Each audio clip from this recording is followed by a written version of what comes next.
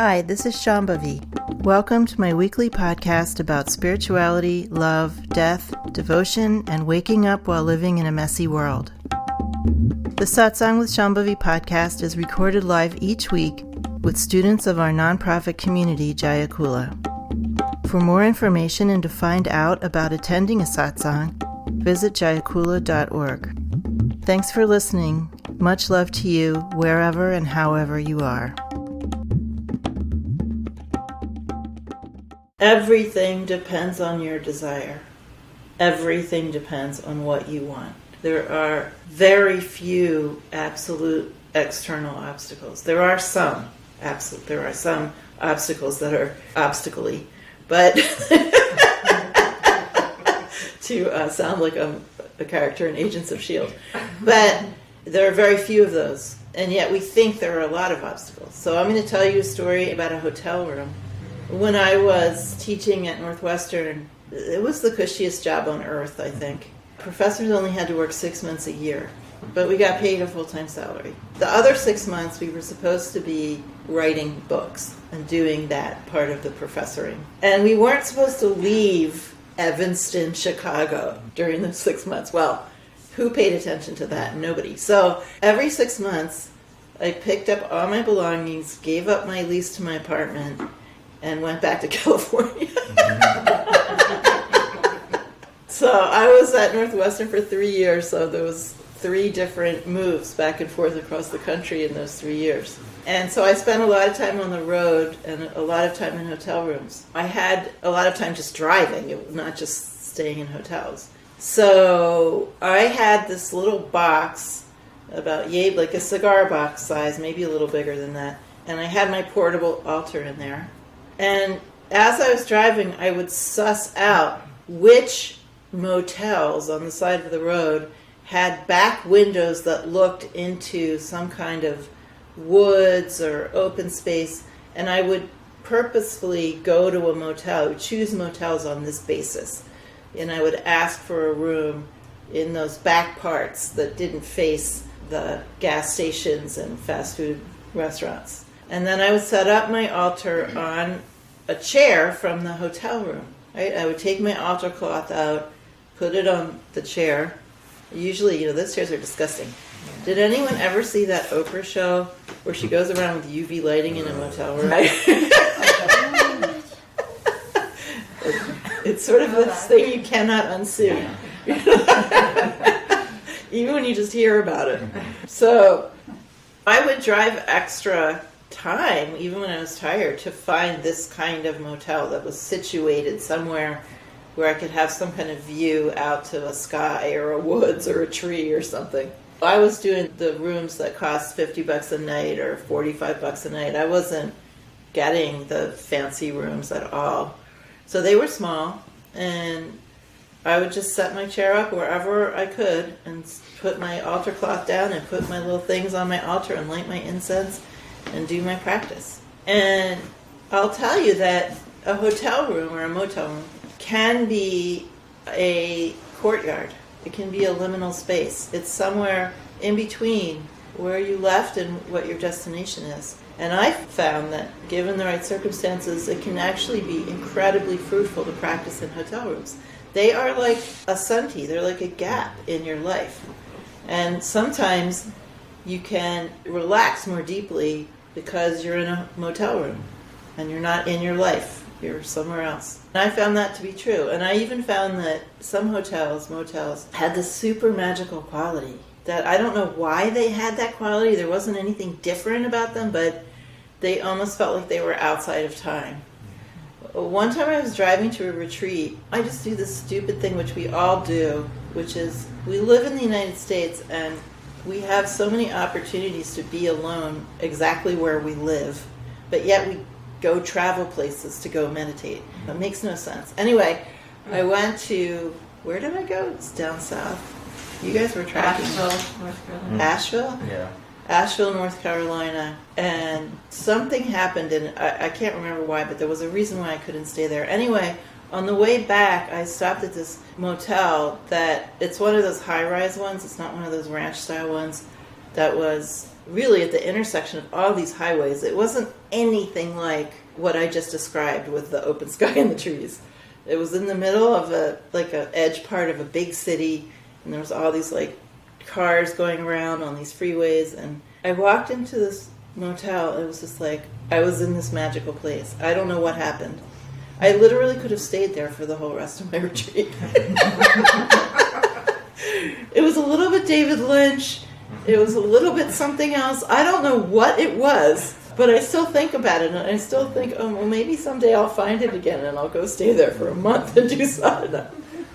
During another one of these trips, I was staying in some motel, going back and forth from Chicago to Berkeley, and I did my practice, and I went to sleep, and as I was falling asleep, I had this incredible teaching from one of the dead gurus in my initiation lineage, showing me things about the cosmos in a motel room. The other thing I used to do is pull over in those rest stops and just find a place. They have little green areas, right? I would just take my yoga mat out of my car and find a place to sit down and do practice in the rest stop. One time, there was like a 40-mile-an-hour driving wind outside, and I was in somewhere like North Dakota. There basically were just heaps of dirt. There wasn't like much else there. Everything sort of looked like a black heap of dirt, and there were no trees. And I just pulled over to the side of the highway and like walked across some dirt and climbed up on a hill with this driving wind in my face and did mantra japa. It was great. It was because it's great to be in the elements like that so strongly.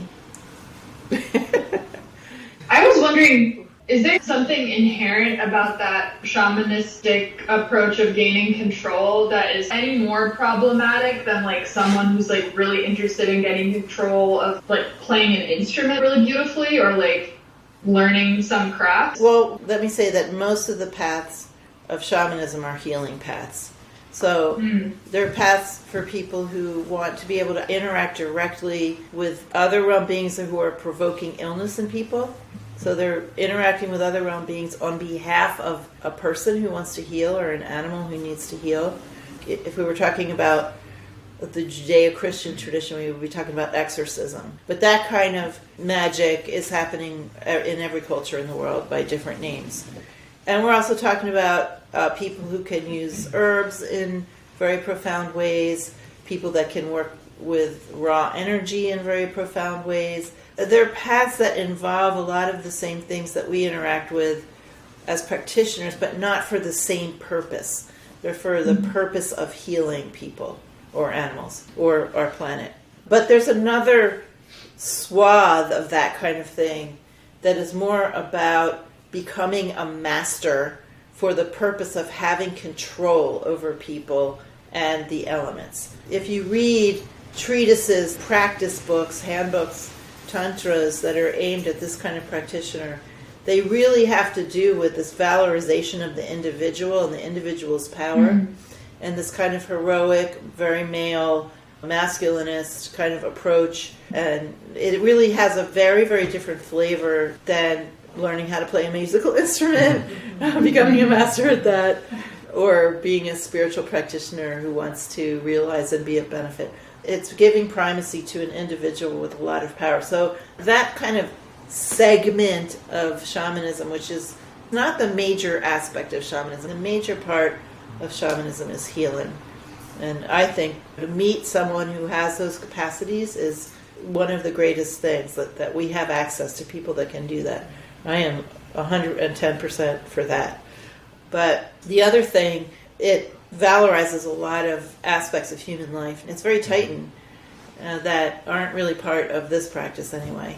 It can be really abusive too, right? It's yes. like murder and torture and mind control. Absolutely. Stuff. It's not like just learning a skill. Absolutely. When you read these manuals, I've perused a couple of these manuals because when I was in grad school, I used to sort of haunt the Kashmir Shaivism Tantra section of the library. And there was just many different kinds of books there. And some of them were they were tantras. They were handbooks written by adepts or teachers of some sort for students. That's what a tantra is. And they had just like lists, to kill your neighbor, to make someone's limbs shrivel, to, to make it rain, to make it stop raining. I mean, there was certain things that were more innocuous, but there was many, many things in there that to make someone's tongue turn black and explode. I was just wondering if those are somehow encapsulated in this view. I think they're not those specific kinds of practices, but there are echoes of that, for instance, in Abhinavagupta's praise of the Vira male practitioner who has certain kinds of control over the elements. So it's very much sanitized, but it still echoes through the chambers of Trika Shaivism in some way or another. You have to understand that what we are calling Trika is largely the product of many streams synthesized by very well educated, upper crusty Brahmin Kashmiri Pandits. They wouldn't sully themselves with this kind of brand, let's just say, what's called the black magic brand, because there's lots of people in India who think that Tantra is just black magic, and it has a very bad reputation in some circles. And so they were about consolidating a different kind of power, not that kind of power. And yet you can tell that some of them were attracted to this idea that they could get control of things. And this is why, although I think Abhinavagupta was brilliant, and the breadth, the size of his view of the world and of spiritual life was astounding, I really much more feel akin to the earlier people like Somananda and Utpaladeva, who were very explicitly devotional and to be of service and to be immersed in Shiva. There was really not any of that in their writings, and those are the people that I feel more akin to. But I don't want to pretend that those other things don't exist in the tradition. I think that would be a disservice to everybody. As we get further and further away from the original people who brought us these traditions, they get more polluted by more conservative mainstream cultures. I think that that's a disservice to people. For instance, all of the ways that Ananda Mahima has been narrated, the way her life has been narrated, to cut out things that don't fit somebody's picture of a saintly, pure person, somebody's projection of what a saintly, pure person would be like and what they would do. One time I asked someone who knew Ma in person if Ma ever drank chai. And this person looked horrified, like that would be outside of the realm of this person's view of what a saint would do. And he said, there was something wrong with me for even thinking of that question. But later I found in one of the accounts of her life that she actually did drink chai. And she also chewed betel nut. So I think one of the things that direct realizations traditions teach us, and perhaps this is not from Trika and more from my interactions with Dzogchen and Taoism, but they really teach that our goal is to be seeing the wisdom in everything without any exception. And so if we have exceptions for our teachers, like they can't chew betel nut or they can't drink tea, then we're all, the teachers are our training wheels. They're our training wheels for being okay with the world, learning how to reconcile ourselves to what is and to see how things actually are. And if we start shearing away things, then we are already shearing away some of our spiritual opportunity. Now, there's people who've gotten into a lot of trouble with this kind of teaching. So we always have to say something about that, because this involves actually being able to perceive wisdom, not some projection of what you think it looks like to take your teacher as they are. When we have teachers who are abusing students or manipulating them, saying, well, in this kind of tradition, you can't criticize me for all the heinous things I do, because this is part of the practice, and it's all crazy wisdom. And the students trying to go along with that, but not really having the actual direct perception to be able to do that for reals, then we get into worlds and worlds of trouble with teachers manipulating students and students not really knowing what's going on. So I think the rule of thumb is for this, that you should understand that we're trying to be okay with the world because we perceive how things actually are, not in some intellectual way. And the teacher can help us to do this if we are ready to do that. And if we are not, we have to recognize, well, I can't digest this. I had a teacher who was abusive, and I was able to learn from that teacher and not be particularly harmed. But other people were harmed. So it really depends on what your digestive power is. How much clarity do you have? Do you really understand what the relationship is for? Or are you just projecting a bunch of imaginings and fantasies onto it? So it's very, very nuanced. I couldn't possibly explain it all in one satsang, but we do have to be careful to not let ourselves be manipulated. The best way is to understand our own capacity. The best way to not be manipulated. But there are many, many teachings, and I think this is true of Ma also. When I was in Ma's ashram for the first time in Varanasi, somebody who knew her growing up as a child said to me, he thought that the Western devotees had an easier time being Ma's disciples, and a better time, because they didn't have to deal with her difficult personality, quote unquote. Now, if you have been around the Nandamayi Ma block at all, you know that there is no hint of her difficult personality in many, many, many of the translations or stories about her. Where was this difficult personality? It's been excised from many of the renditions of her life. And I already knew that we weren't doing better because we didn't get to see Ma's difficult personality. We would do much better if we were around her difficult personality. Because how many of us have difficult personalities? I mean, if we have to have our teacher not be the way people are, how are we going to learn how to be with people as they are? That's why from the very, very beginning when I started teaching, I just have always tried to let it all hang out, whatever it is. The most prepared students can work with that. And so it really is something to think about, those teachings about the teacher and the teacher's ordinary human stuff, or their non-ordinary stuff that is just very challenging for people.